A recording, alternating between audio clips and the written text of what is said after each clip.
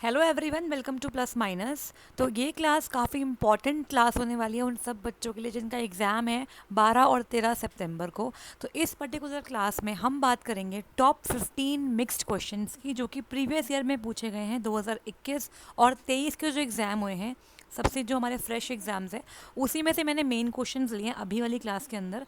आगे हम थोड़े से और क्वेश्चन भी करेंगे जो पीजीटी एग्ज़ाम में भी आए हुए हैं, उनको भी एक बार ले लेंगे। ठीक है, तो ट्राई करते हैं जल्दी से जल्दी इन क्वेश्चंस को ख़त्म करने की। थोड़ा फास्ट करेंगे ताकि हमारी वीडियो शॉर्ट हो, आपको भी कम टाइम लगे इसे कवर करने में।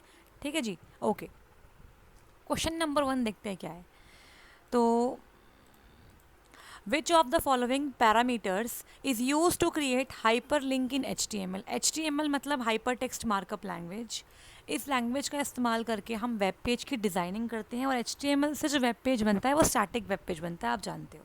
ठीक है, अगर मुझे HTML के थ्रू हाइपर लिंक इंसर्ट करना है अपने वेब पेज पे, तो क्या पैरामीटर आपको यूज़ करना है? बेसिकली एंकर टैग इस्तेमाल होता है हाइपर लिंक के लिए। तो ए, उसका जो पैरामीटर है वो है href, href। ठीक है, इक्वल्स टू आप वो लिंक देते हो जो आपको खोलना है। जैसे मान लो मैंने दिया www.google.com, एग्ज़ाम्पल के लिए google.com, और मैंने यहाँ पे वो टेक्स्ट दे दिया click here to open Google. ये मेरा टेक्स्ट हो गया, click here to open Google, ये टेक्स्ट है। और यहाँ मैंने एंकर टैग को क्लोज कर दिया इस तरीके से। तो ये जो टेक्स्ट है click here to open Google, ये आपका अंडरलाइन में आएगा। इस पर क्लिक करोगे तो ये आपको इस वाले एड्रेस पे रीडायरेक्ट कर देगा। ठीक है, तो href वो पैरामीटर है एंकर टैग का। क्या बोलते हैं इसे? Anchor tag. तो याद रखिएगा, अगर टैग पूछेगा तो एंकर टैग है, अगर पैरामीटर पूछेगा तो वो आपका क्या है? href है। ठीक है, तो option number A is correct. Next देखते हैं क्या है। Dash is the process of visiting different websites on the internet hosted by various companies, organisations, educational institutions, magazines, individual etcetera. बहुत ही सिंपलेस्ट क्वेश्चन है ये। अगर मान लीजिए आपके पास इंटरनेट की सुविधा है, तो हम क्या करते हैं यूजुअली, अगर मुझे कुछ भी सर्च करना है तो मैं सर्च करती हूँ। ठीक है, और अलग अलग वेबसाइट्स पे जाके कुछ, जैसे मान लीजिए मुझे कोई इन्फॉर्मेशन निकालनी है, मुझे कोई पीपीटी बनानी है या मुझे कोई फाइल बनानी है, तो मैं अलग अलग वेबसाइट्स पे जाके उनकी इन्फॉर्मेशन लेती हूँ। लेट्स सपोज मुझे एडमिशन लेना है कॉलेज में, तो मैं कॉलेज की जो वेबसाइट्स है वहाँ जाऊँगी, उनको सर्च करूँगी। IPU यूनिवर्सिटी के कॉलेजेस हैं, ठीक है, इसके अलावा BHU यूनिवर्सिटी है आपकी, उसके कॉलेजेस है, दिल्ली यूनिवर्सिटी है। तो डिफरेंट डिफरेंट कॉलेजेस, या फिर मुझे अगर प्लेसमेंट के लिए अप्लाई करना है तो अलग अलग कंपनी की वेबसाइट पर जाकर चेक करूँगी। तो उसे बोलते हैं, उसे बोलते हैं वेब सर्फिंग। वेब मतलब एक ऐसी जगह जहाँ पे सारे वेब पेजेस आपके अवेलेबल हैं। ठीक है, अब उस वेब को एक्सेस कर रहे हो, आप सर्फ कर रहे हो, अलग अलग डिफरेंट डिफरेंट वेबसाइट्स को विजिट कर रहे हो, इसे हम बोलते हैं वेब सर्विंग की टर्म होती है जो यूज़ में आती है। ठीक है, तो इंटरनेट के थ्रू से, अगर मैं इंटरनेट के यूज़ से अगर मैं वेब को एक्सेस कर रही हूँ और उस वेब पे रखी अलग अलग वेबसाइट्स पे जा रही हूँ, that is called as web surfing. Searching नहीं बोलेंगे उसे, वेबिंग नहीं बोलेंगे, चैटिंग तो बिल्कुल नहीं बोलेंगे। ठीक है, सर्चिंग नहीं है वो। सर्च तो आप एक पर्टिकुलर वेबसाइट के लिए कर रहे हो गूगल पे जाके, लेकिन अब जब उस अलग अलग वेबसाइट पे जा रहे हो, उसको रीड कर रहे हो, तो अलग अलग वेबसाइट को विजिट करना, उस टर्म को वेब सर्फिंग कहते हैं, सर्चिंग नहीं कहते हैं। ठीक है, नेक्स्ट आगे बढ़ते हैं। नेक्स्ट इज, यहाँ पे नंबर सिस्टम से क्वेश्चन आया है। 21121 बेस 3 है, इसको C4 में कन्वर्ट करना है। आपको C की वैल्यू निकालनी है, तो मुझे बेस 3 से बेस 4 में कन्वर्जन करनी है नंबर सिस्टम से। हम डायरेक्टली नहीं कर सकते। अब यहाँ बेस 3 या रेडिक्स 3 या बेस 4, रेडिक्स 4 का मतलब क्या होता है? बेस 3 मतलब इस नंबर सिस्टम में सिर्फ 3 डिजिट्स अलाउड है, 0, 1 और 2। और बेस 4 मतलब इस नंबर सिस्टम में सिर्फ 3 डिजिट्स अलाउड है, 0, 1, 2 और 3। ठीक है, तो हम डायरेक्टली कन्वर्ट नहीं कर सकते, लेकिन अगर मैं बेस 3 से बेस 10 में चली जाऊँ और बेस 10 से बेस 4 में चले जाऊँ, ये बेस लिखे मैंने, तो ये पॉसिबल है। मतलब बेस 3 से मैं आ जाऊँ डेसिमल नंबर सिस्टम से, ठीक है सर, और इसके बाद डेसिमल नंबर सिस्टम से मैं चले जाऊँ बेस 4 में।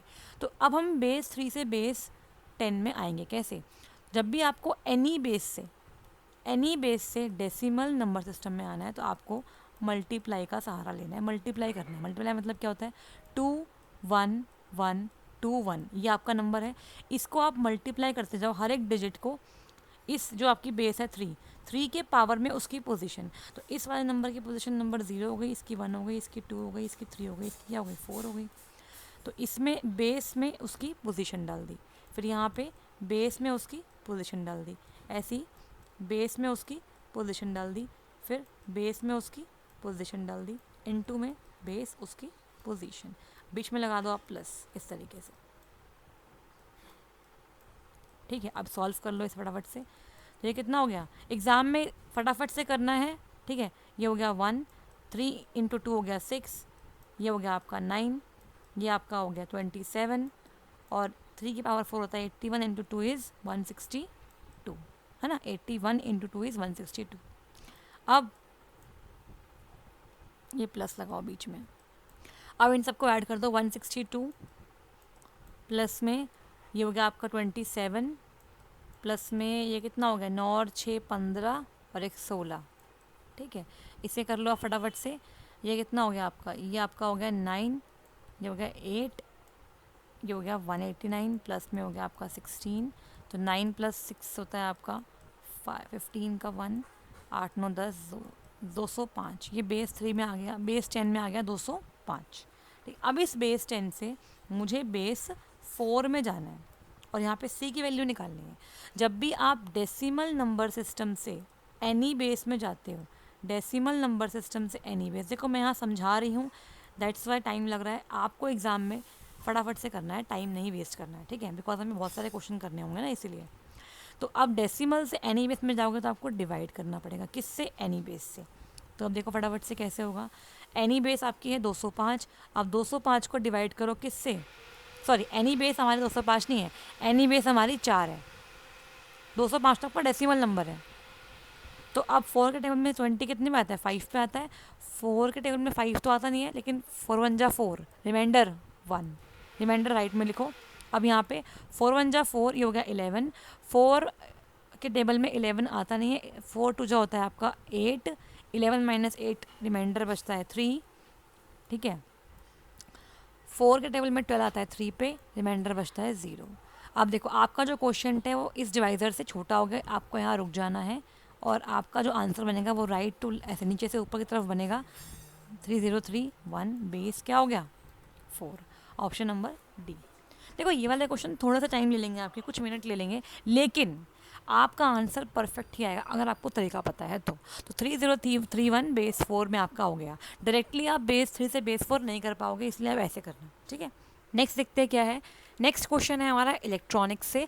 इन a multiplexer the number of input lines आपको n दी हुई है और नंबर ऑफ सेलेक्ट लाइंस आपको m दी हुई है। कौन सा एक्सप्रेशन यहाँ पे ठीक होगा ये पूछा हुआ है।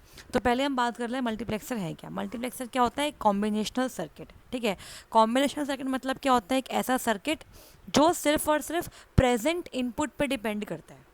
ठीक है, इसमें कोई मेमोरी नहीं होती है एज सच। ठीक है, सिक्वेंशियल सर्किट में मेमोरी होती है और वो प्रीवियस आउटपुट पे भी डिपेंड करता है। ठीक है, तो कॉम्बिनेशनल सर्किट में क्या होता है, कोई भी फीडबैक नहीं होता। तो एग्जांपल के तौर पे मल्टीप्लेक्सर हो गया, इनकोडर हो गया, डिकोडर हो गया, डी मल्टीप्लेक्सर हो गया, ये सब होते हैं आपके कॉम्बिनेशनल सर्किट। और सिक्वेंशियल सर्किट में आपके आते हैं flip flops, counters, register and so on. ठीक है, तो इस वाले क्वेश्चन में करना क्या है, इस वाले क्वेश्चन में हमें बोला हुआ है कि मक्स दिया हुआ है, मल्टीप्लेक्सर दिया हुआ है। ठीक है, इसमें मल्टीप्लेक्सर जो होता है ना उसे हम बोलते हैं क्या, डेटा सेलेक्टर। याद रखना, मल्टीप्लेक्सर का एक और नाम होता है डेटा सेलेक्टर। ये मैंने आपको पहले भी पढ़ाया हुआ है अपने कोर्स के अंदर। डेटा सेलेक्टर बोलते हैं इसको, जो कि डेटा को सेलेक्ट करता है।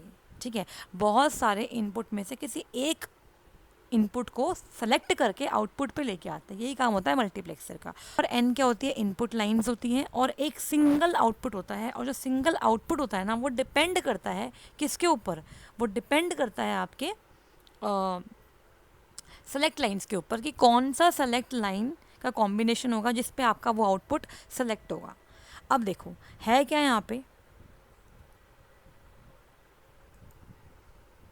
हाँ, तो जैसे यहाँ पर क्या है, आपको बोला है कौन सा करेक्ट एक्सप्रेशन है इसमें से। तो जैसे मार्क्स होता है ना उसे हम लिखते हैं n×1, इस तरीके से मार्क्स को दिखा देते हैं। ठीक है, जितनी भी इनपुट लाइन होगी ना उसके अकॉर्डिंग दिखाते हैं। जैसे मान लो 4:1 दिखा दिया, 8:1 दिखा दिया, ऐसे दिखाते हैं। अब होता क्या है, इसमें आपकी सेलेक्ट लाइंस कितनी है, m है, तो 2 की पावर m जो होता है वो n के बराबर होता है। जैसे मान लीजिए अगर मेरे पास 4x1 का मक्स है, तो 2 की पावर 2 है, वो किसके बराबर हो गया, 4 के बराबर है। इसका मतलब 4 इनपुट लाइंस के लिए मुझे 2 सेलेक्ट लाइंस चाहिए। सिमिलरली अगर 8x1 का मक्स है, तो 2 की पावर m जो होता है वो क्या होता है, आपके सेलेक्ट लाइंस। तो 3 सेलेक्ट लाइंस मेरे को चाहिए इस इनपुट को कवर करने के लिए, ठीक है। तो याद रखना क्या होता है इसके अंदर, 2 की power m equals to n, जहाँ पर m क्या है, आपकी सेलेक्ट लाइंस होती हैं, और n क्या है आपका, n आपके नंबर ऑफ इनपुट लाइंस है। तो ये आपको पता होना चाहिए, तो इसके थ्रू आप निकाल सकते हो इस तरीके से। तो अगर मुझे 8x1 मार्क्स चाहिए तो मुझे 3 सेलेक्ट लाइंस चाहिए 8 इनपुट लाइंस में से किसी एक को सिलेक्ट करने के लिए, ठीक है।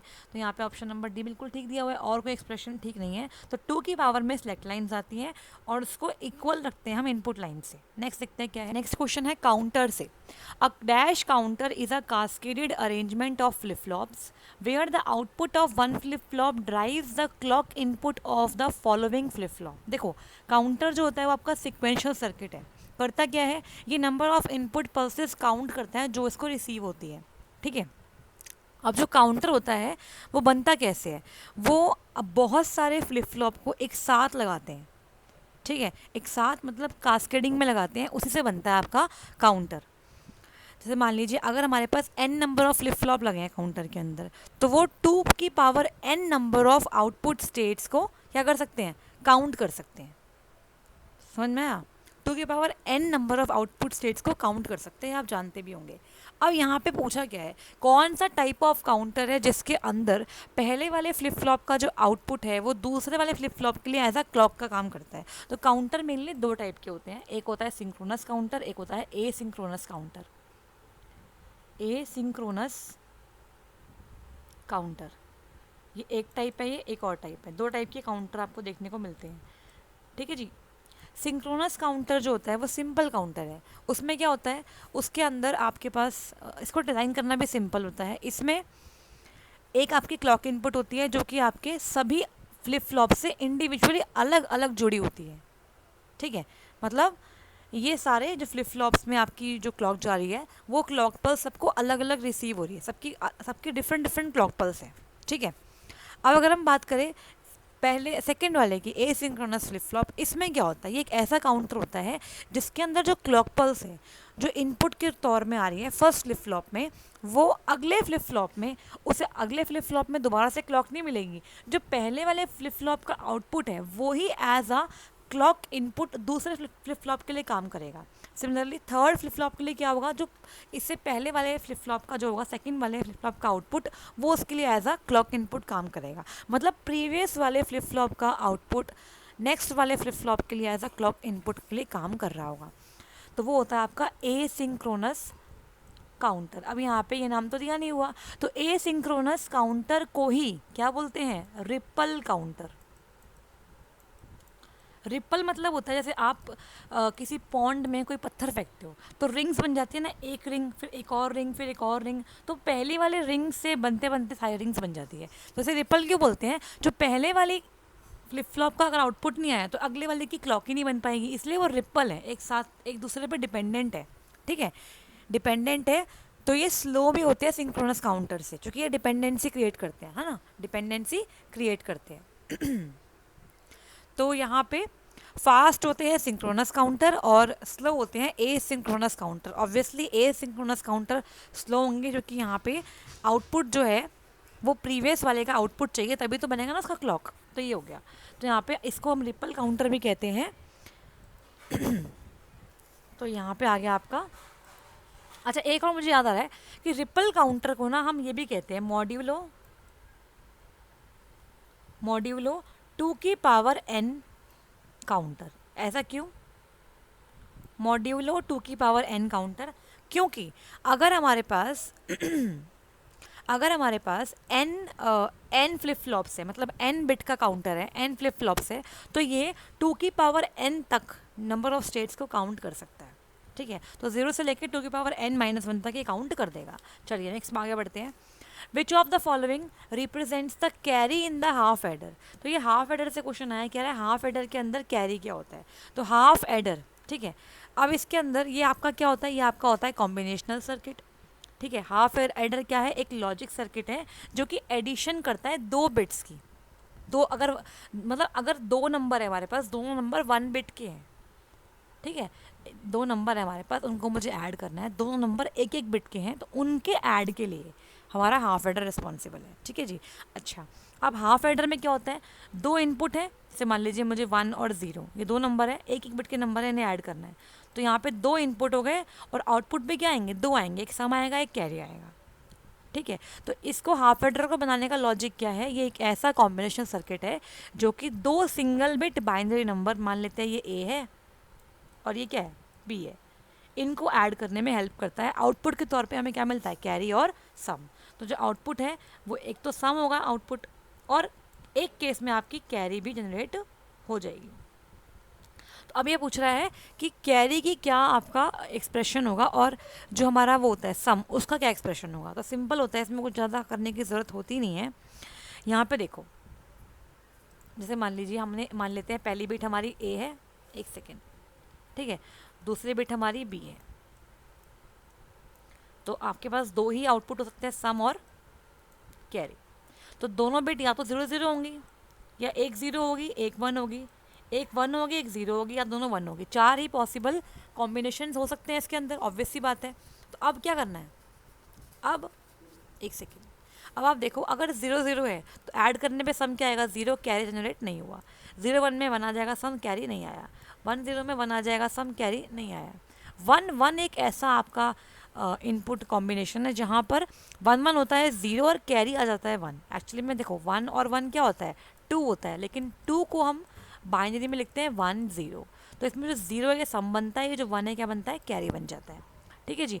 तो अगर हम इसका एक्सप्रेशन लिखना चाहें तो हम कैसे लिखते हैं, अगर मुझे ये लिखना हो कि हाफ एडर का वो निकालना है, मुझे एक्सप्रेशन निकालना है, तो आप ध्यान से देखो, हाफ एडर का मुझे कैरी निकालना है, तो कैरी मेरा सिर्फ इसी वाले में आ रहा है, इसी वाले इनपुट कॉम्बिनेशन के लिए मेरा कैरी 1 हो रहा है। तो जब मेरा कैरी 1 हुआ है उस टाइम पर इनपुट क्या थे, ए भी 1 था और बी भी 1 था, लगता है बीच में डॉट, बिकॉज बाय डिफ़ॉल्ट हम SOP sum of product follow करते हैं। तो कैरी के लिए हाफ एडर में ये एक्सप्रेशन रहता है। अगर मैं सम का पूछ लेती, मान लो इस बार सम का आ गया, तो सम कब आएगा, सम जहाँ जहाँ पे सम 1 है उस टाइम पर इनपुट क्या रहा था। तो पहली बार जब 1 रहा तो ए आपका कॉम्प्लीमेंट है और बी आपका ऐसा है। दूसरी बार जब 1 रहा तो ए की वैल्यू 1 है, बी की वैल्यू क्या है, 0 है। तो ये जो है इसे हम कह सकते हैं ये एज और बी है। ठीक है, तो हाफ एडर का सम होता है एज और बी, हाफ एडर का कैरी क्या होता है आपका ए डॉट बी। ठीक है चलिए आगे, चलिए next is which of the following services is not provided by the operating system. OS से क्वेश्चन लिया मैंने, ऑपरेटिंग सिस्टम इसमें से कौन सी सर्विस नहीं देता। आपको पता है OS क्या होता है, एक ऐसा इंटरफेस है which we can be able to interact with the hardware. ठीक है, यूज़र हार्डवेयर से बात करेगा, बीच में एक ब्रिज चाहिए, एक लिंक चाहिए, विच इज़ ऑपरेटिंग सिस्टम। तो अब इसमें कौन सी सर्विस ये नहीं देता, रिसोर्स मैनेजमेंट करता है, बिल्कुल है ना, कितने सारे रिसोर्स हैं हमारे पास, उन सबको मैनेज करेगा भाई, रैम मैनेज करनी है, IO मैनेज करना है। ठीक है, इसके अलावा आपकी CPU को मैनेज भी यही कर रहा है। चलो, इंटर प्रोसेस कम्युनिकेशन, बिल्कुल ठीक बात है, जो प्रोसेस है अलग अलग उनके बीच में कम्युनिकेशन करने के लिए भी OS रिस्पॉन्सिबल है। प्रोग्राम आपका एग्जीक्यूट कर रहा है OS, लेकिन क्या सोर्स कोड को मशीन कोड में कन्वर्ट करने की जिम्मेदारी भी ऑपरेटिंग सिस्टम की होती है, नहीं। इसके लिए हमारे पास लैंग्वेज ट्रांसलेटर्स होते तो हैं, असेंबलर, कंपाइलर, इंटरप्रेटर, है ना, हर एक particular high level programming language के साथ भी होते हैं आपके कन्वर्ट ट्रांसलेटर्स, और असेंबली लैंग्वेज के लिए भी है असेंबलर, मशीन लैंग्वेज के लिए मेरे को चाहिए ही नहीं होता। तो जितने भी high level language like C++, जावा, तो किसी किसी के लिए हमारे पास कंपाइलर होता है, किसी किसी के लिए हमारे पास इंटरप्रेटर होता है। तो पाइथन के लिए we will use interpreter and for C++, Java we will use compiler. तो इसका मतलब ट्रांसलेशन करना OS की जिम्मेदारी नहीं है, ये इसके लिए स्पेशल सॉफ्टवेयर रखे हुए हैं उन्हें हम बोलते हैं लैंग्वेज ट्रांसलेटर्स, या फिर उन्हें यूटिलिटी सॉफ्टवेयर्स भी कहते हैं। ठीक है, चलिए नेक्स्ट देखते हैं। विच of the following is not, not word को ध्यान से पढ़ना है, is not a risk management methodology. Risk को मैनेज करने का मेथड इसमें से कौन सा नहीं है? तो आपको पता है रिस्क मैनेजमेंट तो बहुत इंपॉर्टेंट चीज़ है हमारे कंप्यूटर के लिए, है ना। तो देखो, ट्रांसफ़र ऑफ रिस्क ये हो सकता है, अवॉइडेंस ऑफ थ्रेड्स ये हो सकता है, एक्सेप्टेंस ऑफ थ्रेड्स ये भी हो सकता है। भाई थ्रेड्स को एक्सेप्ट करना है रिस्क को मैनेजमेंट करने के लिए, उसे अवॉइड भी कर सकते हैं, कुछ थ्रेड्स अवॉइड भी हो सकते हैं, और ट्रांसफ़र ऑफ रिस्क भी हो सकता है, एक स्टेप से अगले स्टेप में ट्रांसफ़र कर दिया। लेकिन रिस्क को बनाना, रिस्क जनरेट करना मैनेजमेंट का हिस्सा नहीं है। भाई मैनेजमेंट का मतलब क्या होता है? जो रिस्क आ गया या तो उसे प्रिवेंट करो, या अगर आ गया तो ठीक करो। जनरेशन थोड़ा ना करेगा वो रिस्क का, रिस्क को और बढ़ा देगा क्या? नहीं, तो ये गलत है। ठीक है, तो ये इसका हिस्सा नहीं है। क्लियर हो गया? तो देखो कुछ क्वेश्चन तो बिल्कुल सिंपल आ रहे हैं जो आप पढ़ के भी आराम से कर सकते हो, कुछ क्वेश्चन में आपको थोड़ा सॉल्व करना पड़ेगा। Next is program links with other part of the program in a flow chart are represented by. तो ये क्वेश्चन बहुत ही अच्छा क्वेश्चन है, थोड़ा सा ट्रिकी क्वेश्चन कर दिया। वो ये है, फ्लो चार्ट आपने पढ़ा है क्या होता है? फ्लो चार्ट होता है आपके एल्गोरिथम को पिक्टोरिकल रिप्रेजेंटेशन देने के लिए हम इस्तेमाल करते हैं फ्लो चार्ट्स का। यूजिंग सिंबल्स हम अपने फ्लो चार्ट को दिखाते हैं, एल्गोरिथम को कन्वर्ट करते हैं सिंबल्स की फॉर्म में, जिसमें रेक्टेंगल, पैरेललोग्राम, इसके अलावा लिंक्स के लिए हम लाइंस का इस्तेमाल करते हैं, एरो मतलब बेसिकली। इसके अलावा हमारे पास स्क्वायर, रेक्टेंगल हो गया, पैरेललोग्राम हो गया, इसके अलावा हमारे पास क्या होता है, डायमंड होता है ना। तो सिंबल्स होते हैं अलग अलग, और स्टार्टिंग और एंडिंग के लिए हमारे पास एलिप्स होते हैं। ये बोल रहा है ऐसा कौन सा फ्लो चार्ट का एक सिंबल है जो प्रोग्राम के दो अलग अलग पार्ट को आपस में लिंक कर रहा है। मान लीजिए आपका प्रोग्राम में अलग अलग पार्ट्स हैं, आप चाहते हो हौच पौच ना हो जाए आपके फ्लो चार्ट में, बहुत बड़ा सा फ्लो चार्ट ना बने, बहुत लाइंस ना हो जाए, बहुत सारी फ्लो लाइंस ना हो जाए, उसे अवॉइड करने के लिए आप अलग अलग पार्ट बना सकते हो फ्लो चार्ट के अंदर एक ही प्रोग्राम के, और उन्हें एक सिंबल से लिंक कर सकते हो। वो सिंबल क्या होता है? वो सिंबल किस तरीके से रिप्रेजेंट होता है? तो वो होता है सर्कल। ना तो रेक्टेंगल है, ना ट्रेपेजॉइड्स है, ना आपका रोम्बसेस है। तो यहाँ पे मैंने एग्जांपल डाला है, ये देखो। जैसे मान लो ये प्रोग्राम है, स्टार्ट किया, स्टार्ट करने के लिए और एंड करने के लिए सेम ही एलिप्स का इस्तेमाल करते हैं, या फिर इसे ओवल भी कहते हैं। नंबर को मैंने यहाँ प्रोसेसिंग करी है, सेट कर दिया, ए की वैल्यू 0, ए की वैल्यू बी की वैल्यू 0, ठीक है, ए की वैल्यू 0, बी की वैल्यू 0। इनपुट करवा लिया मैंने ए और बी नंबर्स, ठीक है, यूज़र से। देखो हर एक के लिए अलग सिंबल है, आप देख पा रहे हो। इज़ ए, ये दो नंबर में से कौन सा बड़ा है उसको बताएगा। अगर ए बी से बड़ा है, अगर येस है तो C1 पे आ जाओ, नो है तो डिस्प्ले कर दो बी को और C2 पे आ जाओ। तो अब इसने क्या करा, C1 और C2 ये दो क्या हैं आपके कनेक्टर्स हैं, जो इस वाले प्रोग्राम के पार्ट को इन दो पार्ट से कनेक्ट करेंगे। तो C1 जो है वो यहाँ आ गया, C1 पे जैसे आप पहुँचोगे तो डिस्प्ले ए करके C2 पे आ जाओ, ठीक है। तो C1 को C2 के साथ भी कनेक्ट कर रखा है और C2 को स्टॉप भी करा रखा है यहाँ पे। फिर C2 में क्या होगा, C2 में आके स्टॉप हो जाएगा। तो अगर मैं ये सब एक प्रोग्राम में डालती तो थोड़ी सी लाइन्स बढ़ जाती। तो कई बार क्या होता है, हमें कॉम्प्लेक्स फ्लो चार्ट नहीं बनाना, बहुत सारी लाइन्स नहीं चाहिए, हमें कम करनी है लाइन्स। तो हम क्या करते हैं, अलग अलग पार्ट्स में डिवाइड कर देते हैं फ्लो चार्ट को, और उन्हें कनेक्शन करने के लिए आपस में सर्कल का यूज़ करते हैं। इसे ऑन पेज रेफरेंस भी कहते हैं, एक ही पेज पे सबका रेफरेंस देने के लिए।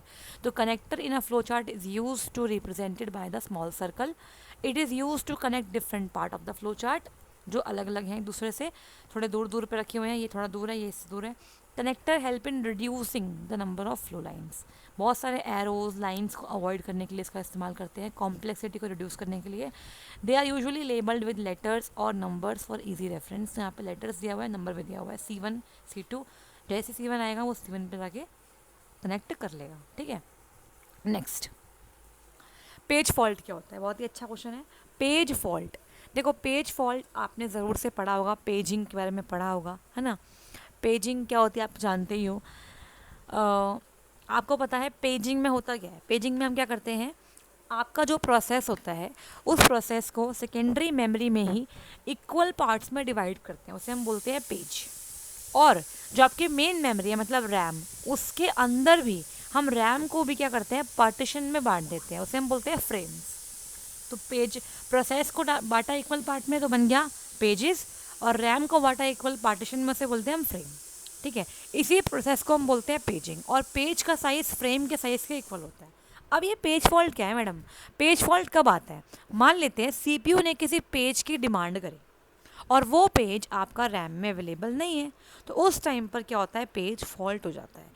अब क्या होता है, अगर वो पेज रैम में नहीं है, इसका मतलब वो कहाँ पर है, सेकेंडरी मेमोरी के अंदर है। तो अब हमें सेकेंडरी मेमोरी से वो पेज लेके आना पड़ेगा रैम में। तो उस टाइम में जब वो पेज आपका सीपीयू में आएगा, मतलब सीपीयू के पास आया, कहाँ से, हार्ड डिस्क से या फिर सेकेंडरी मेमोरी से रैम में, उसको बोलते हैं पेज फॉल्ट सर्विस टाइम। ठीक है, तो यहाँ पर accessing the page that is not currently present in the memory. Obvious सी बात है, हमारी रैम क्या होती है, लिमिटेड होती है ना, तो हम एक साथ में सारे पेज लेके नहीं आते, हम वही पेज लेके आते हैं जो ज़्यादा यूज़ में आ रहे हैं, या फिर हम क्या करते हैं, हर एक प्रोसेस के कुछ कुछ पेजेस ले आते हैं। ठीक है, और इन केस किस टाइम पर सीपीयू वो पेज मांग रहा है बार बार जो पेजेस है ही नहीं, रैम में नहीं है, और एक टाइम पे उसने मल्टीपल पेजेस डिमांड करे और कोई भी पेज उस टाइम पर नहीं है रैम में, तो उस टाइम को हम बोलते हैं थ्रेशिंग। थ्रेशिंग एक ऐसी कंडीशन है जब एक साथ काफ़ी सारे पेज फॉल्ट हो जाते हैं, उस टाइम पर सीपीयू की जो यूटिलाइजेशन है वो एकदम लो हो जाती है। ठीक है जी, ये पता होना चाहिए आपको, मैंने एक्स्ट्रा इन्फॉर्मेशन भी आपको दे दी। Second is which of the following statement is true? CMOS, ठीक है, कॉम्प्लीमेंट्री मेटल ऑक्साइड सेमीकंडक्टर, इसकी फुल फॉर्म होती है, एक चिप होती है जो कि आपकी लगती है मदरबोर्ड पे।